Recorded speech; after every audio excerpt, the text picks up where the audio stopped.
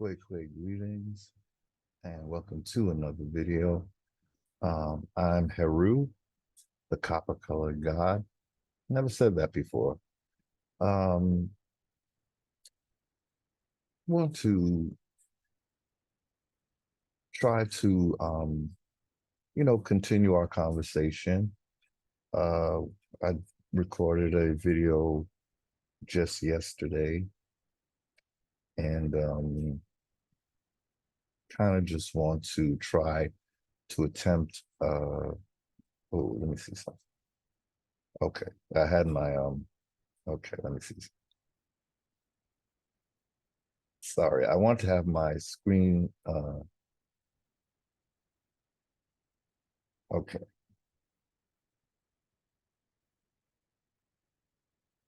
Yeah, because I'm going to we're going to read some screenshots tonight. So yeah, in the last video, just a general conversation, but I guess it had to do with post doctrine of discovery denunciation. I guess that was the main discussion, and from that, it made me think of, well, we talk about sovereignty, and we're going to continue to talk about American Indian sovereignty. Uh, the way I see it is that's the whole point of us reclaiming our birthright. As I said in my last video, if we just want to be seen and called American Indian just for the sake of it, it's not good enough.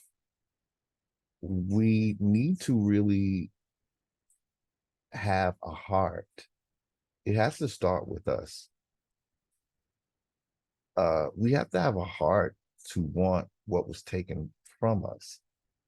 We have to have a heart to understand that the foreigner has their homelands. Uh, some of our Indians, I think we have this idea that, you know, we can just live happily ever after with a foreign entity on the land running everything and just calling us Indians, you know. Um,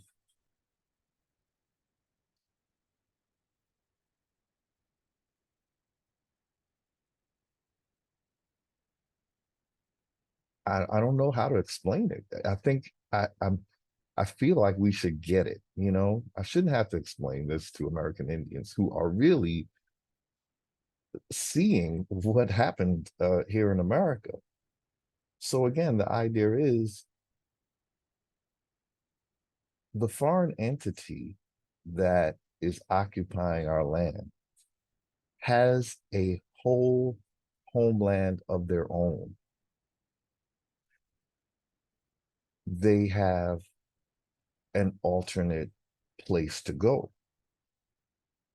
We as American Indians are in the fight for our life and our posterity.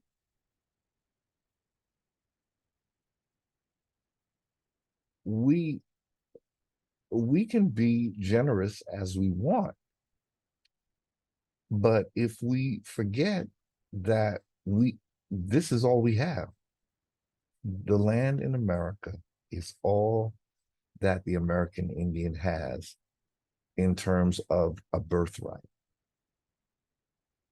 So if we are trying to share our birthright, again, why would we do that when the colonizing forces have homelands of their own? We can't help it if you're lacking something in your homeland, but it doesn't give you the right. The doctrine of the discovery was denounced. So you have even less backing from the Vatican than you had before. Um, Indians, we need to own our land. We get the profits, not some foreign occupying entity. We have to believe in what is right. That might help. We are dealing with what I think a lot of us recognize as might. But we must remember that might does not make right. So we have to yap our little Indian mouths, make a lot of noise to show the world what is going on here. And again, for the colonizing entities that may watch my video, this is not advocating violence. As you should know, this has something to do with the lawfulness of a thing. Are we under constitutional law? No, we're not. If we were under constitutional law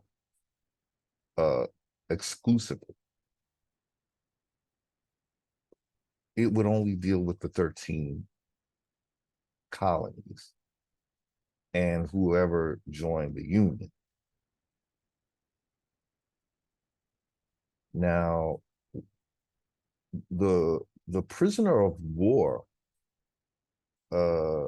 dilemma, when I broke it down, because I heard the term used, but I just didn't know what it applied to.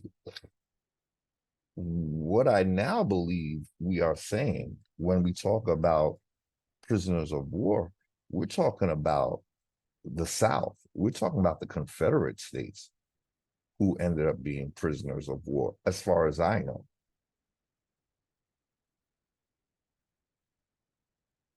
So that term gets used, but who were the prisoners?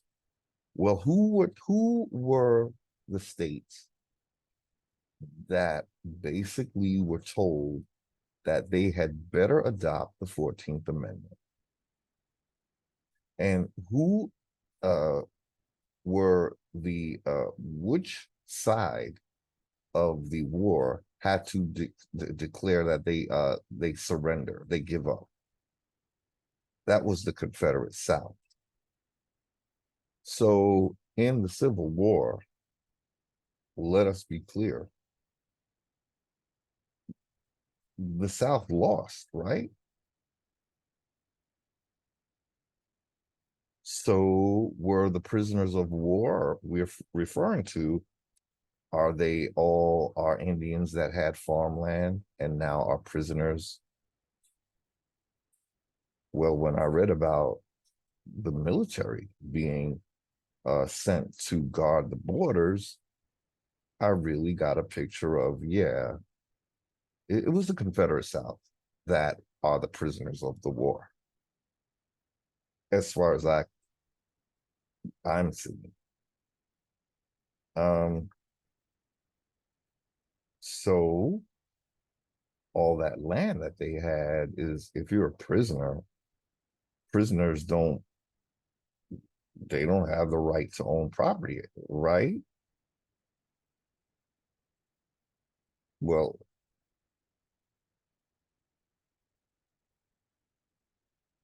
okay, it was conditional. So we have to go back to the Constitution. In other words, it's not really about a right to own land. What it was about was adopting that 14th Amendment, being forced to adopt that 14th Amendment. So that's actually what made the South slaves like everybody else when they had land.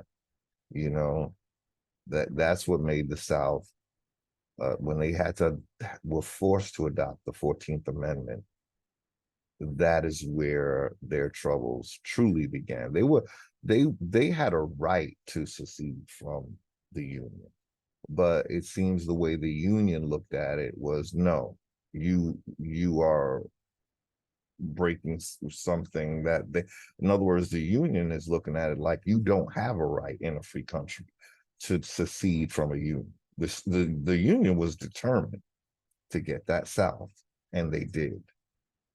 The way the state nationals explain it is that Lincoln was an illegal, unlawful president because we didn't have titles of nobility. You weren't allowed to be, have a position like president if you had a title of nobility, and he was a whole attorney. So he basically forcing the South to adopt the 14th Amendment, he didn't have a legal standing to do that if we go by the Constitution. See, when he recreated the corporation, apparently, again, it's a different entity than what they started out with. And I think we talked about that. I hope we did. How you start out, for instance, as the United Nations, and you have a job to do and contracts to uphold. When you are suddenly called the UN, that is not the same thing as the United Nations. So what Lincoln did was he turned the United States of America into the United States without the America part. So once again, he could act outside of the United States of America's contract, you see? Because he created something new called the United States. That's what I learned from Anna and the State Nationals. When I say Indians could learn so much about how to proceed from the State Nationals, I really do actually mean it.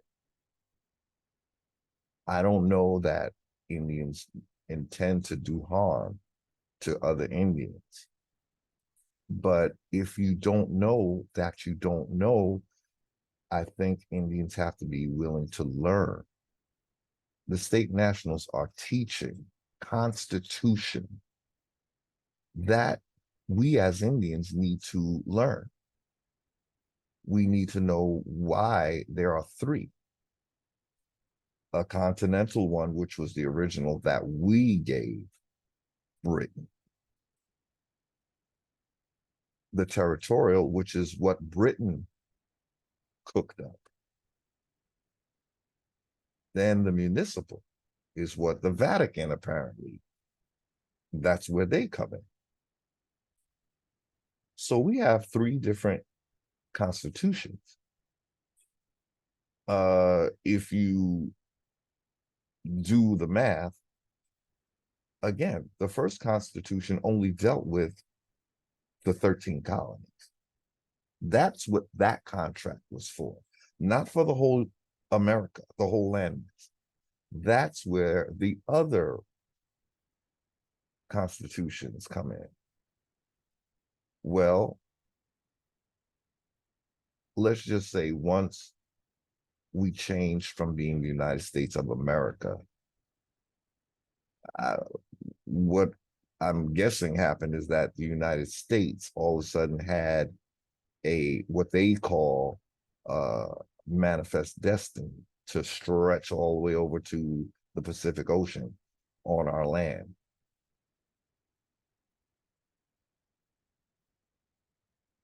Regardless of how it happened, the fact remains that the original contract, the Constitution for the United States of America only had 13 colonies.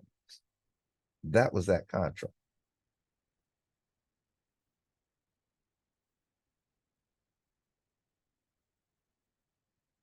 Anyway,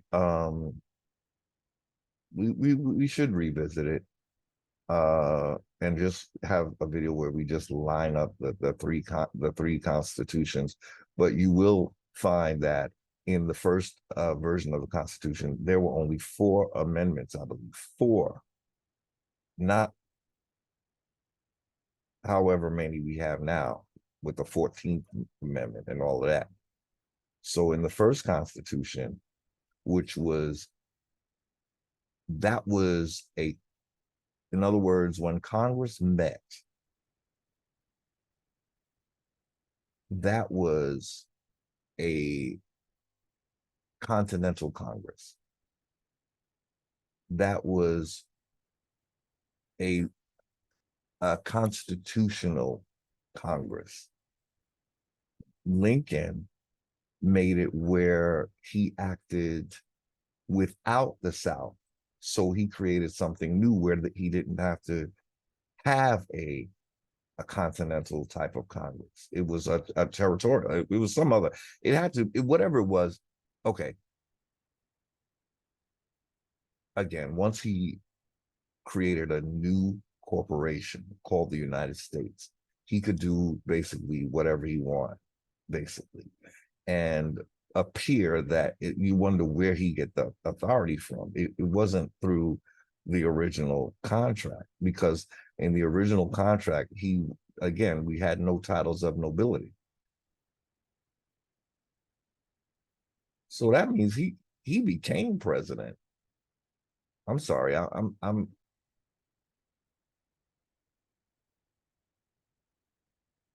wait a minute. He was in other words, his whole presidency. See, I'm thinking he was a lawful president from the beginning, but at the beginning, but apparently not. I would have to look, we'd have to revisit that.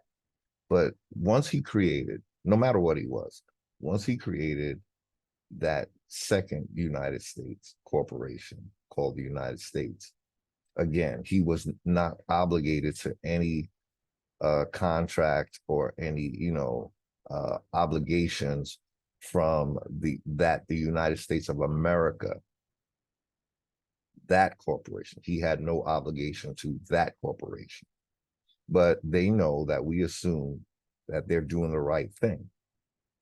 But they changed the name of a corporation. It's a whole new entity that you did not contract with. That's the bottom line.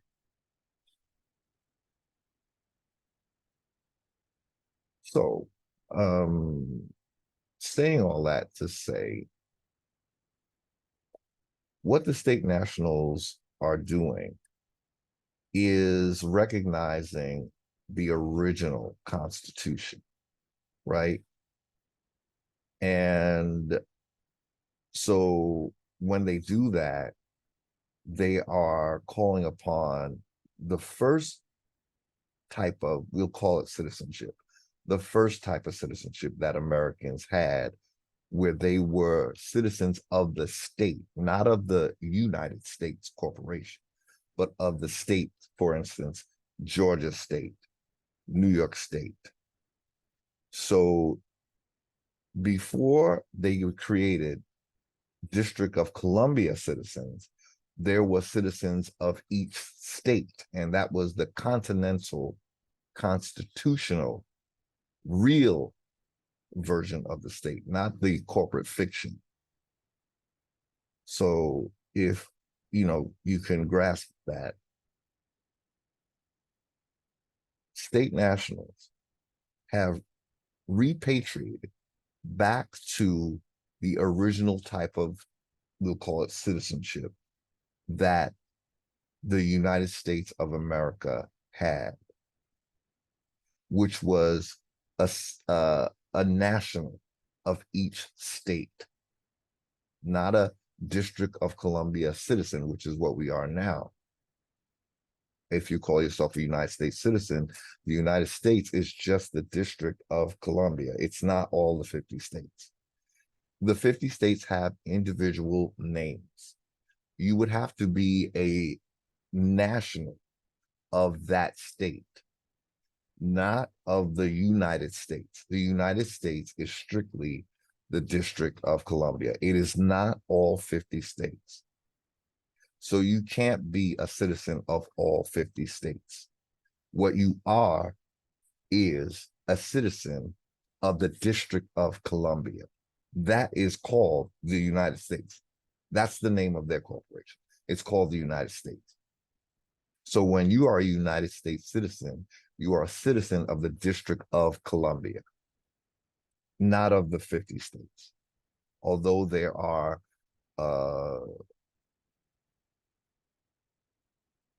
I want to say corporate fiction versions of the states now as well.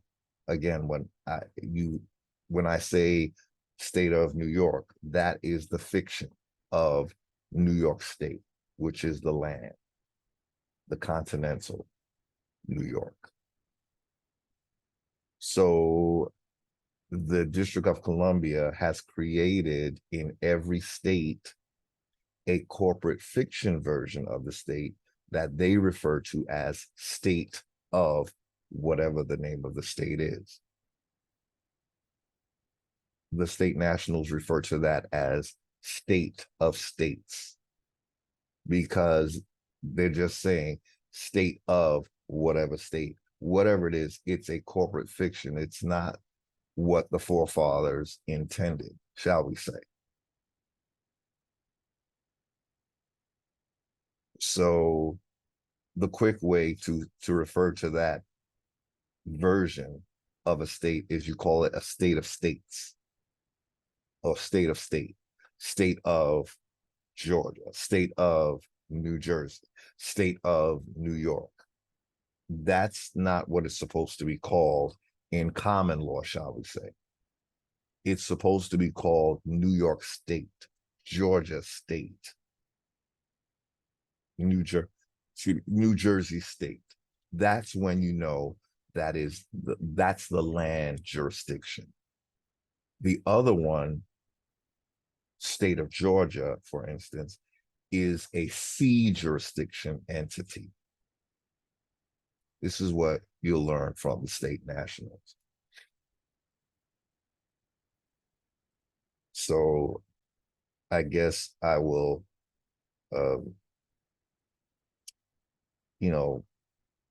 put that conversation on hold for now because I do have some slides.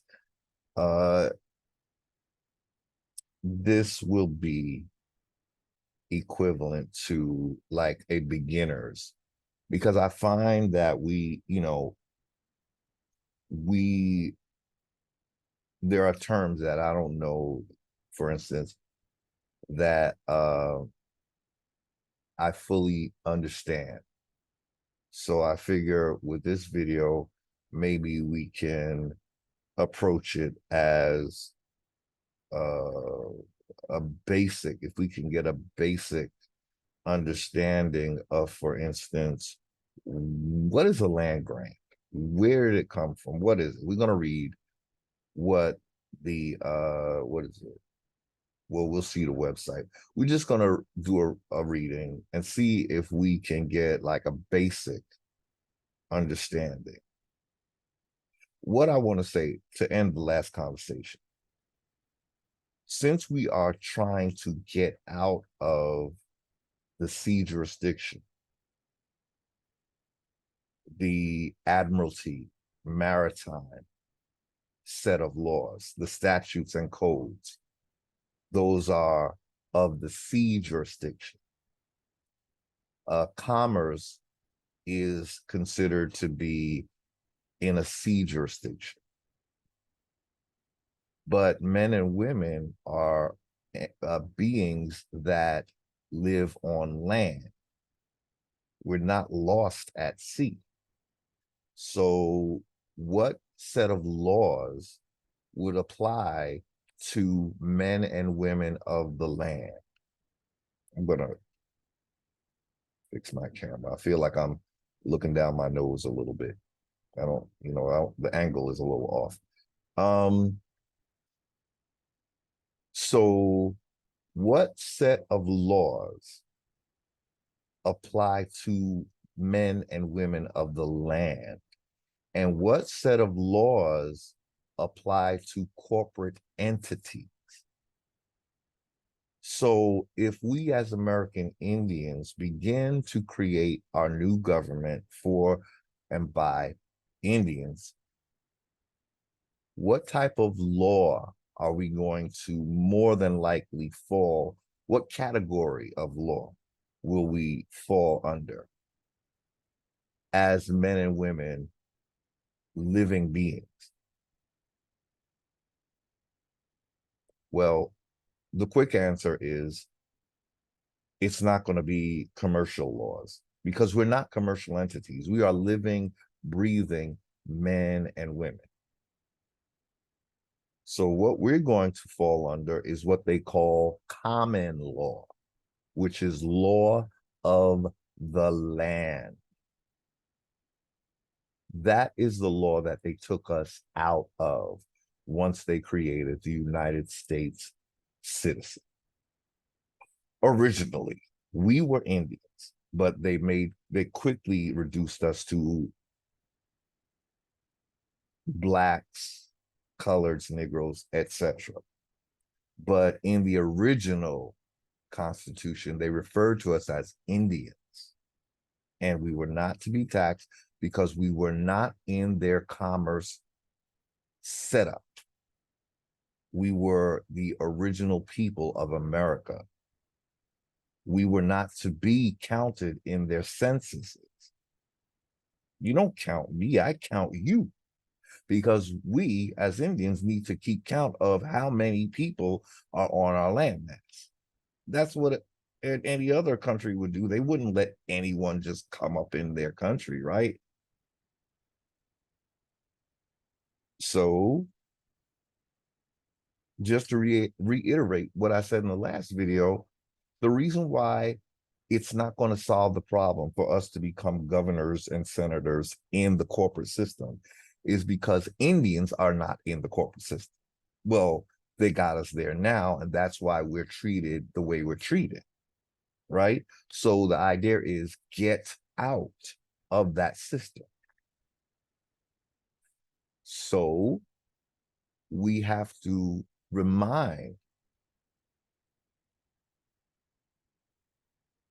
Congress that,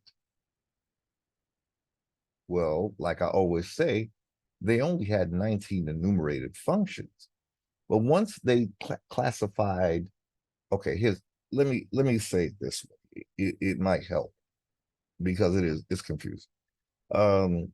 Once they got the men and women of the Continental Constitution out of the land jurisdiction, basically they took you off the land. So now they get to somewhat say that you're lost at sea because you're not on the land anymore. They don't know where you went. So there's a corporate fiction created of you, and that is your all caps name, right? So basically, Congress is acting as if they are have a memoriam to all of the men and women of the land who are now lost at sea because once they fictionalized you, you're no longer a living entity. A United States citizen is a corporate fiction. You're not a real man or woman because you're not a state national anymore. And we Indians are now colored, Negro, black. We were Indians when we were on the land, and in the agreement we had in the original Constitution, we were Indians. But once they got rid of all of that, they remade us into slaves. They called us African slaves, you know, a little over time. First, they called us color because they couldn't say we were from Africa back then.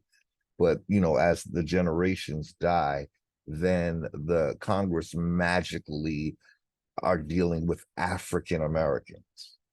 No, we were the Indians that you basically paper genocided.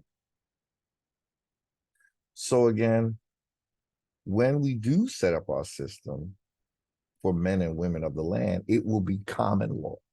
It will not be commercial law. So that is another reason why, again, as the corporation exists today, it is not serving men and women. So for us to run for governors and mayors, senators and congressmen, congresswomen, you're dealing with corporate fictions. So you're not dealing with Indian, and we're trying to reclaim our identity, right? So we are no longer a corporate fiction. So if we jump into Congress, Congress only has authority over corporate fictions. So that's why it's not going to serve American Indians for any of our Indians to run for their position.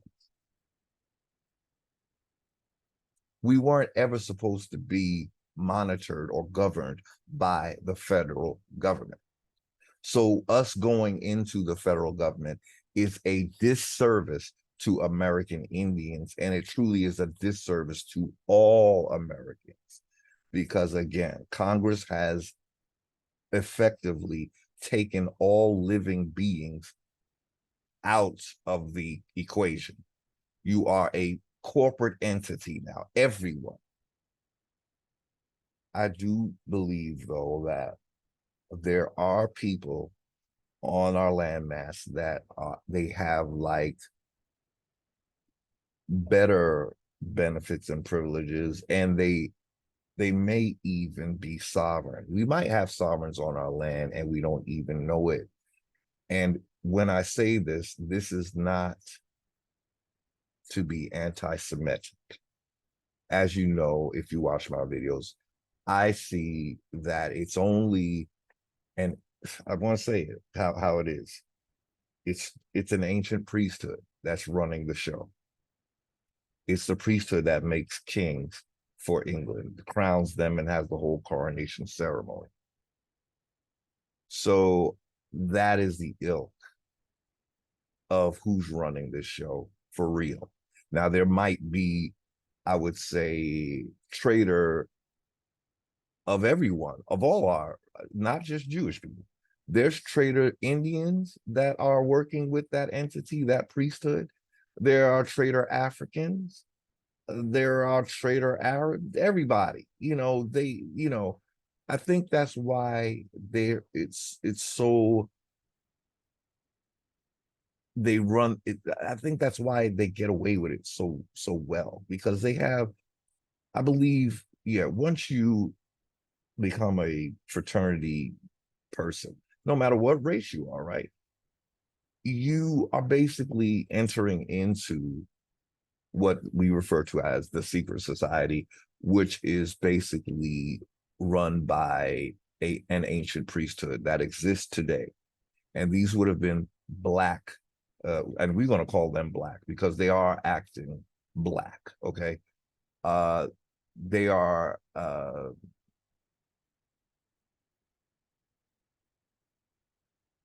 it was created by black people who sought to have a one world system where they would run everything. Now, Indians would have never been a part of that. These men, they tell us, read Yakub, Father of Mankind, to get an idea of what they're telling us. They're telling us that they even mentioned Aboriginals. Now, that's not a word I believe we should use, but in Yakub, Father of Mankind, they mention that it will be an Aboriginal. They call us Aboriginals. That's not what I would suggest we call ourselves. We don't want dubious words. We don't want a word that can mean a native of Australia and an American name. No, no. So we don't want that. Indigenous, I forgot the breakdown of indigenous, but someone asserted that these words are owned by the monarchy. So using them puts you under their jurisdiction. Indian, and by inference, it would be American Indian because the Constitution was the Constitution for the United States of America. So an Indian mentioned in that Constitution would naturally be American because because the Constitution is for the United States of America. So we're talking about American Indians.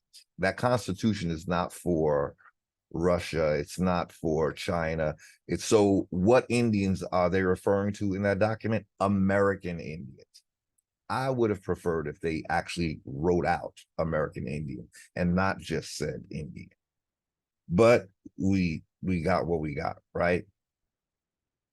The inference that would be the only inference is that we're dealing with the contract is with American Indians because again, it's the Constitution for the United States of America given by Americans who were free persons and Indians that developed this, Constitution. So what were we saying? In our new government for American Indians, we will when the Jews when they got wait, that's what I was saying. I'm sorry. Did I make that point? Yes, because that wasn't about anti-Semitic. It's just that, for instance, there are what they refer to as Zionists, which are different from the more the non-Zionists. So I would say that perhaps it would be the ilk of that branch of Judaism that would more be down with, say, the society, the secret society.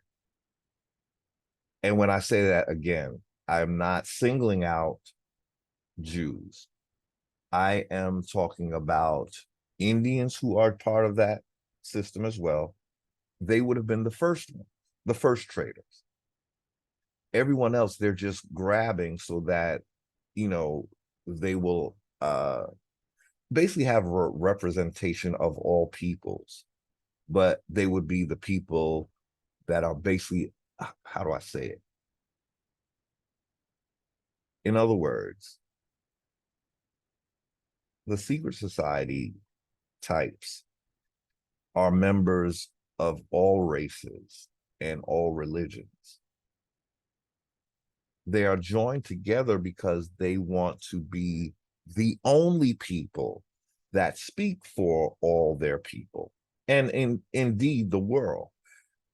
But you'll have representation from every race,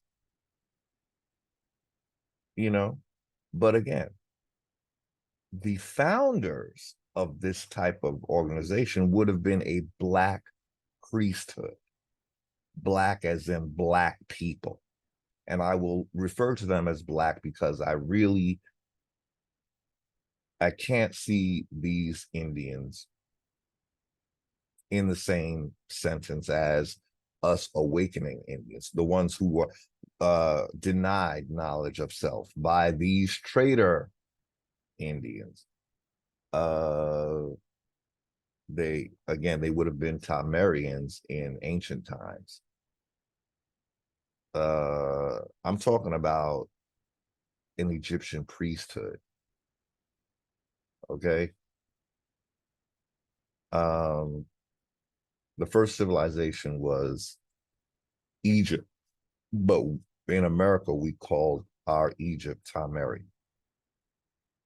So we had a break-off faction of priests of the Akhenaten ilk that did not want to be part of tradition anymore. They wanted a new system of monotheism. So they created basically three monotheistic religions but the final destination for these entities is that they have, again, representatives from each that end up running all people, so they would be a group of traders to the people, because we're being given narratives that don't speak to their true objectives. So in a place like America, where we declared our sovereignty, they will play us like they're doing. This is why we're here today. This is why we're doing this video, because American Indians were sovereign. Once the trader priesthood got out into the world, they pretty much started experimenting, creating other races. This is what they tell us in their storybook, the Yakub, father of mankind. So America was the only place that they couldn't really touch, because it was understood that they were banished from Tamari, America. So they were not to even come back. So again, that would be a reason to start creating other races that they could send back. And that was the Mongolians. That's why we have a long history of Mongoloid Indians. They're not the original people of America. Point blank, period. The clue is that Pan-Africans will admit that people of color are who inhabited original Greece, original Rome, original China, original Japan, original everywhere, except America. That's where we call the Pan-Africans foul. You're telling us that we originated on all land masses except America. Why is America so special? Because you're lying. You are deluded. Pan-Africans are so foul for that reason alone, because they are not willing to use the same measure that they use for every other continent in the world. They want to make an exception with America, and they want us Indians to believe that Mongoloids were somehow here first in America. Wouldn't they have started out in Mongolia, which is why we call them Mongoloids? So Pan-Africans, you're so dead right now. You're so on life support right now.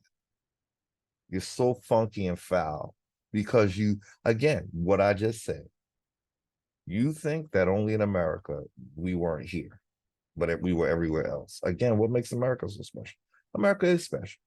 It's the true motherland. So anyway, let's get to these. We want to just, again, I thought, let's look at it. Let's look at it together, because I truly, I'm a little confused by the land patent conversation. Where did they come from? Who's granting them?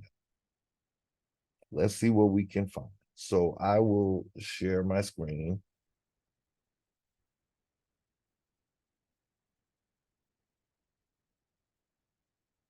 Okay. So this website actually is a genealogy website that we're reading from, familysearch.org. You see it there? So here they're talking about government land grants, what we so commonly call land grants. So let's see what we can get from this reading. Government land grants, the land grant process. Various royal, colonial, state, and federal governments established the first claims to land in what is now the United States. So royals, colonies or colonial, state and federal governments established the first claims to land. First, so that's we common sensing as we read.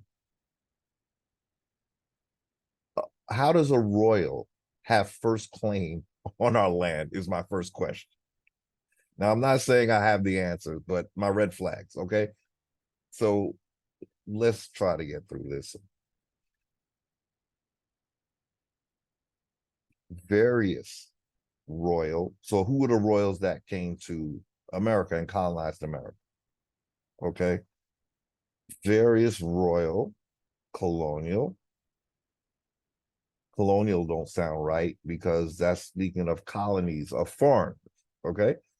State, well, state, we didn't have states when we were Indians, right?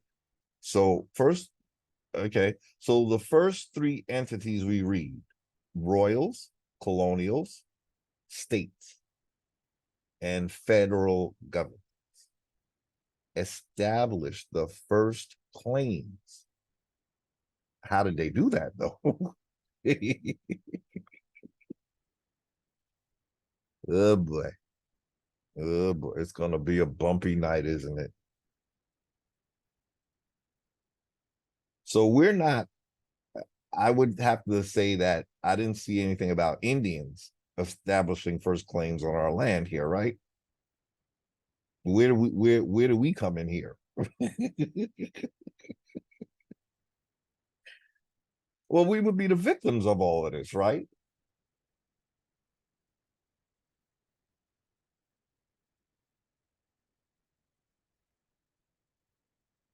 Ancestors, give me wisdom, give me strength, give me strength.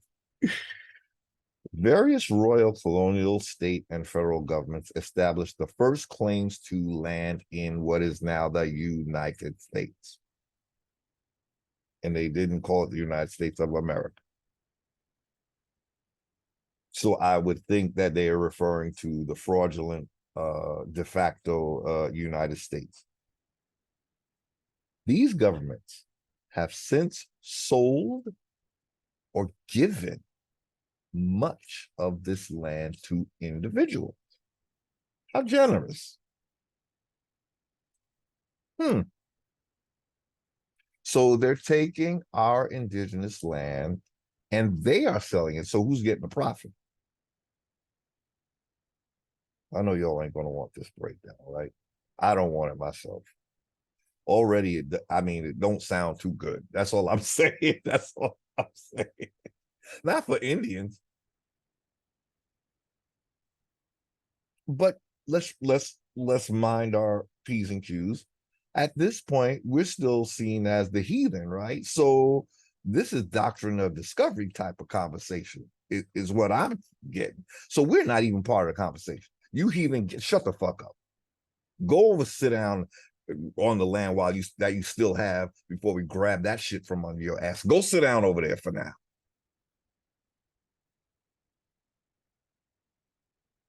These governments have since sold. We didn't get any checks, did we, indigenous? No. You're heathen. You're indentured servants that owe money because you didn't meet your quota on your farm. So you ain't got nothing to do with this. These governments have since sold or given much of this land to individuals. What individuals? It wasn't us, right? Oh, well, wait, some of us saying we do have land grants. Okay. Well, let's continue. We got that land, but not as Indians. Is that the deal? Because so this is I'm common sensing it. Y'all help me out now. Don't make fun of your brother. The individuals that got these grants could not have been American Indians, right? Because they were busy getting rid of us. Okay. So once they got rid of us, then they had this. Where else did they get this land from? So once they got rid of Indians, then they could sell or give this land, like in the Martin Luther King talking about the Homestead Act. This sounds very Homestead Actish. The person who obtains title to the land from the government receives a land grant.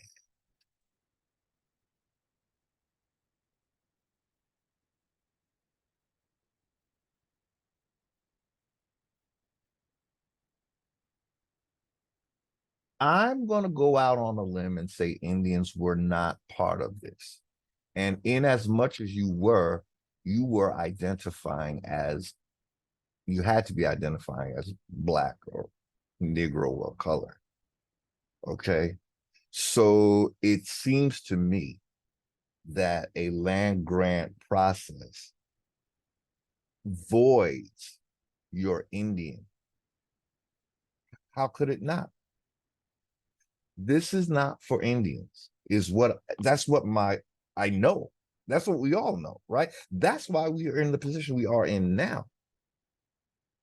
So let's continue reading. The process of receiving a land grant is sometimes referred to as land entry. Obtaining a grant of land from the government is the final step in a process that often resulted in the creation of several documents.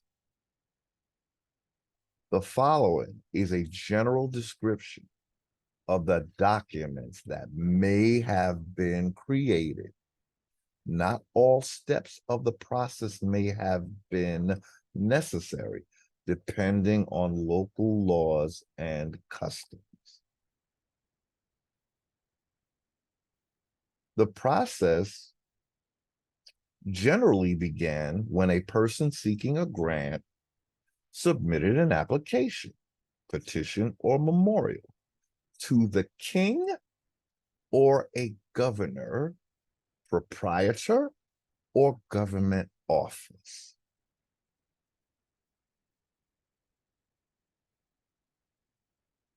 I'm just kind of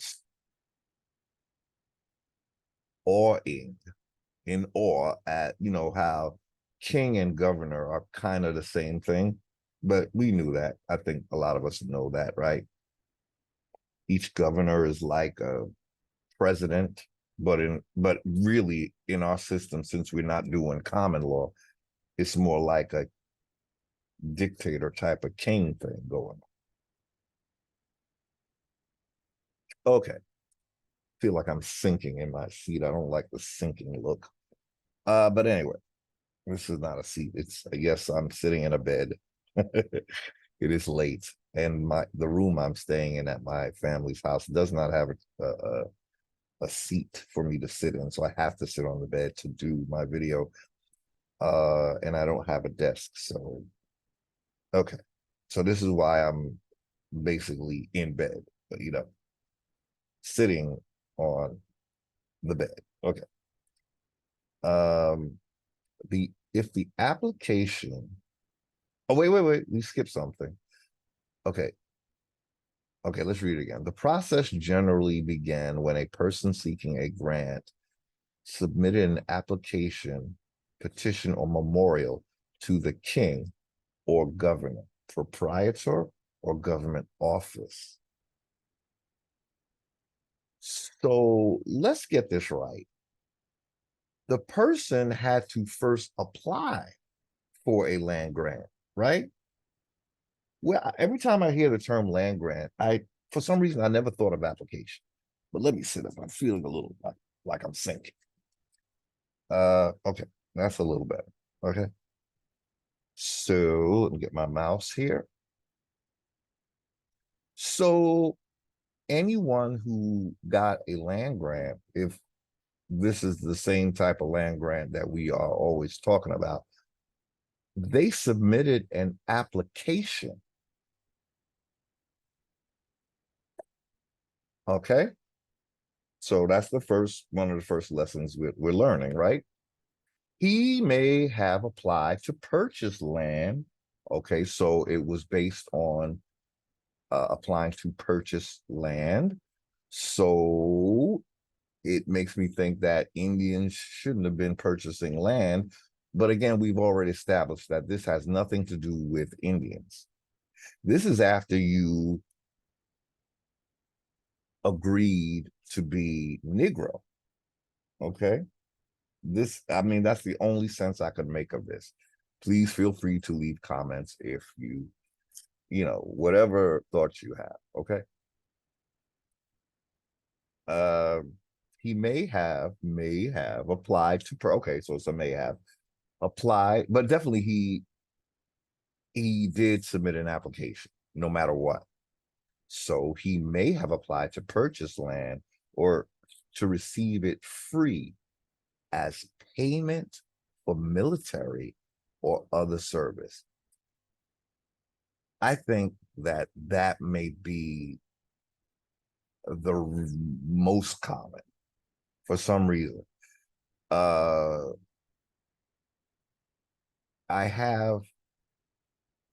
I found one in my search, but I'm still trying to validate that is my ancestor. They have the same name, and this is one of the problems that we come up with. Uh,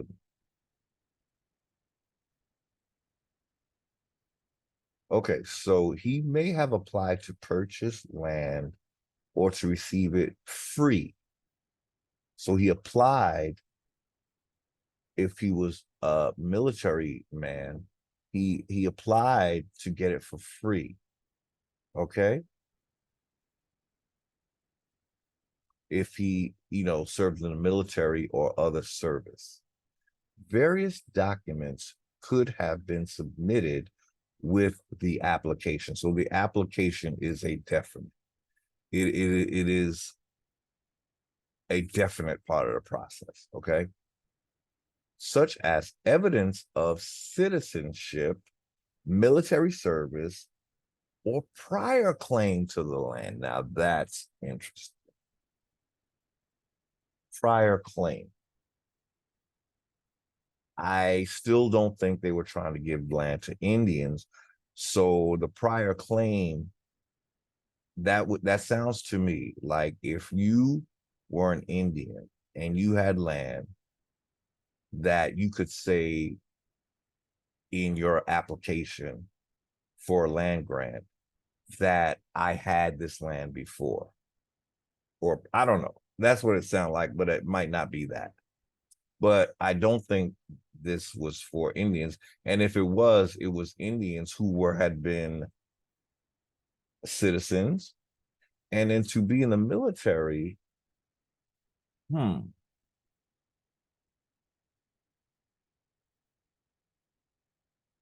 were the Confederates citizens? If they were not, no, if they were, could that be why? No, wait a minute. They had to adopt the South had to adopt the 14th Amendment citizen clause, or so they couldn't have been citizens. I'm starting to wonder, y'all, would they really want to grant land to Confederate? You know what I mean?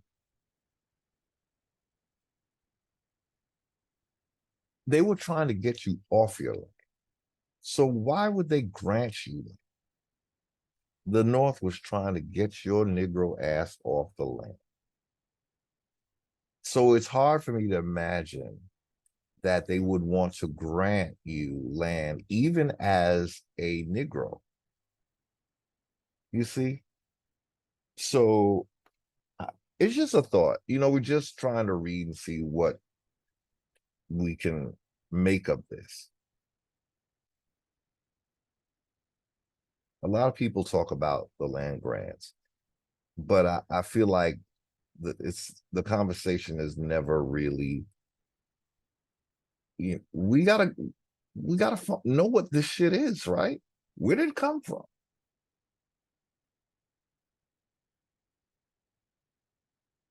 Okay, okay. So he may have applied to purchase land or to receive it free as payment for military or other service. Various documents could have been submitted with the application, such as evidence of citizenship, military service, or prior claim to the land. So, okay, so it sounds like you didn't have to be a citizen. You could have been served in the military. But I did hear that what I heard, I used to hear, I haven't heard it lately, was that Britain financed both sides of the war. But which war was that? Well, we have to look that up. I mean, yeah, I guess we'd have to look that up. I guess we have to look up which war. Okay. Excuse me.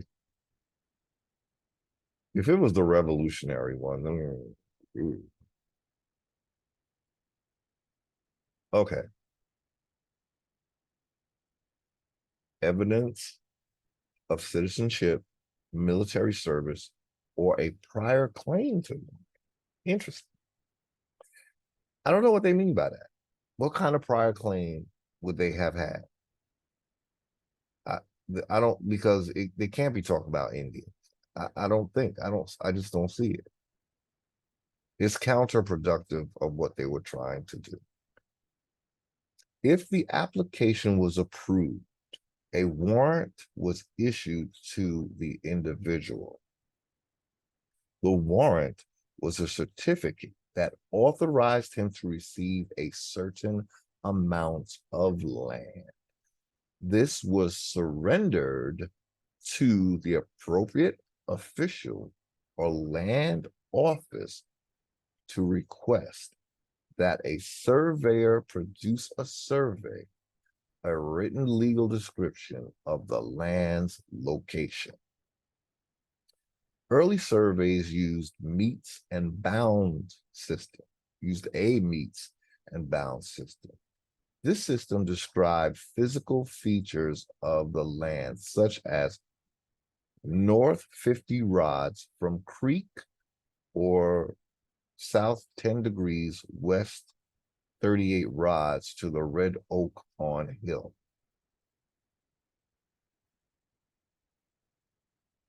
The one I saw used an address, which is talking about fictitious, addresses are sea jurisdiction creations.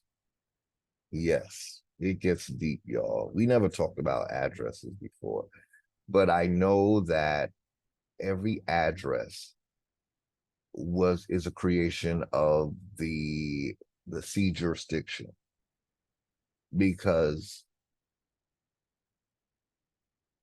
well, it would be a little hard to explain, but in with state nationals, they try not to use the address. They'll say in the area of, So what they're doing is trying to keep out of the sea jurisdiction by using not the address as it is written by the corporation. Okay, if you can get that, just rewind, if you need to. It's deep, y'all. It gets so deep that it really leaves you. It's staggering.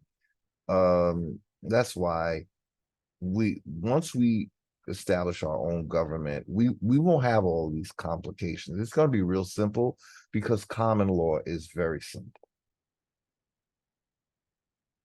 I don't know if we're going to get to the common law slide I have, because I think this, I always do this, overbook my time on these videos, and then I realized, no, we got to tackle each one in their own conversation because it's deep. This shit is deep, you know.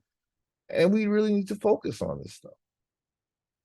So far, as I'm reading this, the whole thing has nothing to do with Indians. This is what I'm feeling. But if you were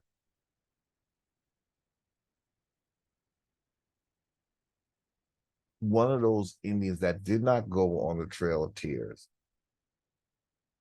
then you were not really considered an Indian anymore.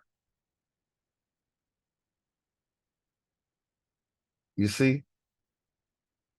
So this is just a general reading of what a land grant is, and I think it will be helpful. Whatever you make of it, I think it's helpful. It's helping me. Okay. We already read about each surveys. So let's go. I was gonna read it again, but no. I'm sorry. Early surveys used the meets and bounds. Okay, we read it. After 1785, many lands were described by a rectangular survey system using townships, ranges, and sections, such as Northwest, a quarter of section 13. That's not I saw a land grant, and it didn't have this. It had an address, like street address. But okay, so maybe they changed it. Okay. This example is read as Northwest quarter of section 13 of Township 2, South, Range 4 West. Ugh. Okay. A township is a unit of land containing 36 sections. Each section is 1 square mile in area and contains 640 acres. The land grant I saw was not that much.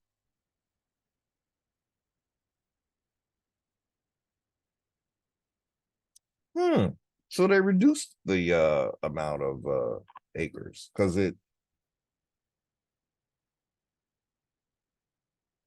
maybe I'm not reading this right. Okay, they're talking about the township. It was using townships, but it wasn't the whole township. A township. Okay, so I'm sorry, I misread that. I'm thinking that they meant that they give you 640 acres in the land grant. No, it's 600. The whole township is 640 acres, and you get a section in there. Okay, got it. Pardon. Okay. Each section is 1 square mile in area and contains 640 acres, which can be divided into lots of various sizes. To learn more about sections, ranges, and townships, see the online video course at www.familysearch.org entitled Sections, Ranges, and Townships by Roberta Bobby King. Okay. So, okay, to purchase land that had already been surveyed, a person may have simply selected an available lot or bid for it at a public auction. Okay, let's read that again. So it's sounding like you had to purchase land in some land grants. You could get it for free if you were in the military. Is that what we read?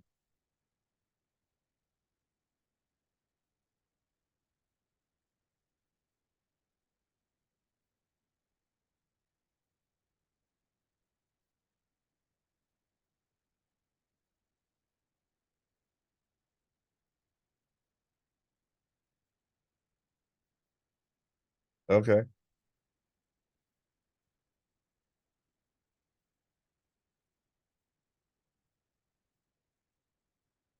Um, okay. He may have applied to purchase. Okay, so some land grants involved purchase. You apply to purchase land or to receive it free as payment for military or other service. So you could pay for it, or you could request it as payment if you served in the military or other service. To purchase land that had already been surveyed, a person may have simply selected an available lot or bid for it at a public auction. Available lots were sometimes distributed through lotteries. Land lottery records are available for some states. A government official or land office then recorded the individual's name and the location of the land in tract books on plat maps. Tract books record the written legal descriptions of all the lots within a township or a given area. Tract books of the public domain states are arranged by sections within townships. Plats or plat books are maps of the lots within the tract.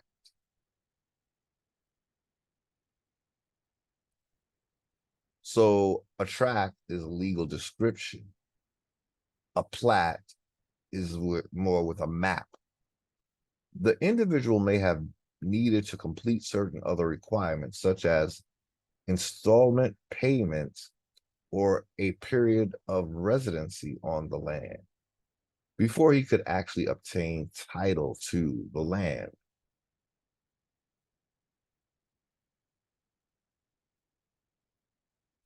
So it sounds like you also have to get a title, even if you have a land grant, if I'm reading this correctly. Where I thought they were two different, distinct types of ownership or documents of ownership, where the land grant was superior to a title. That's what I thought, you know. But we live and we learn, right? Hopefully. The individual may have needed to complete certain other requirements, such as installment payments. So a land grant, again, we see that it involves purchase sometimes, or a period of residency on the land before he could actually obtain title to the land. Records of his completion of these requirements may have been kept in a case file along with his application. After all the requirements were completed, a patent or final certificate was issued to the individual. The patent as first title deed, the patent, a first title. Okay, so that's making it first title and deed. Secure the individual's title to the land. The individual could then sell or give the patent to someone else. Ooh, why would you do that though? I guess it was a family member. Interesting. Oh boy. Oh boy. For further information on how to locate a patent, see the article entitled Land Patent Search on the United States Land and Property page. The government generally retained the survey notes, tract books, plat maps, case files, warrant books, records of warrants issued and surrendered, and the patent books, records of patents issued.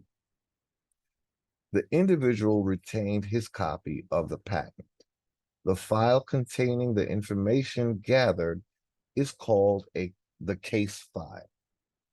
It is the record which is the most important to search and is found at the National Archives. Let's read that one more time, the last paragraph. The government generally retained the surveys, notes, tract books, plat maps, case files, warrant books, records of warrants issued and surrendered, and the patent books, records of patents issued. The individual retained his copy of the patent. The file containing the information gathered is called the case file. It is this record which is the most important to search and is found at the National Archives. Colonial land, federal land, state land. What about Indian land? So there you have it. I hope this helped. I'm still, it's just not what I thought. Is I'll just put you that way. I guess I was hoping to hear more about the connection to Indians. And I did you see any Indian mention? So that alone gives me cause for pause. The fact that we're not even mentioned it's significant. I really would like to hear some comments in the comment section. Now, I'm not saying that it's a terrible thing if you have a land patent, but my reading is indicating to me that this has nothing to do with you being an Indian whatsoever. In fact, it seems to me that this is your land once the government has assumed to own it. As we saw, it's kings. Well, let's go back to the beginning for a minute. And I think we're going to close out this video. Various royal, colonial, state, and federal governments established the first claims to land in what is now the United States. There's just something categorically wrong about that sentence. So I'm going to close this video now. This is significant. And I don't want to, I had other slides. I think I'll just maybe do them at another time.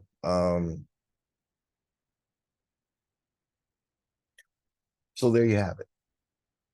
We just read about land grants, and we did it from familysearch.org. That's legitimate. I don't think they would lie to us. I see why they would.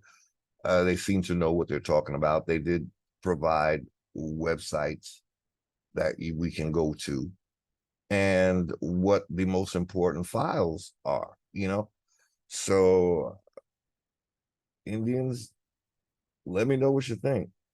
I'm still a little taken aback.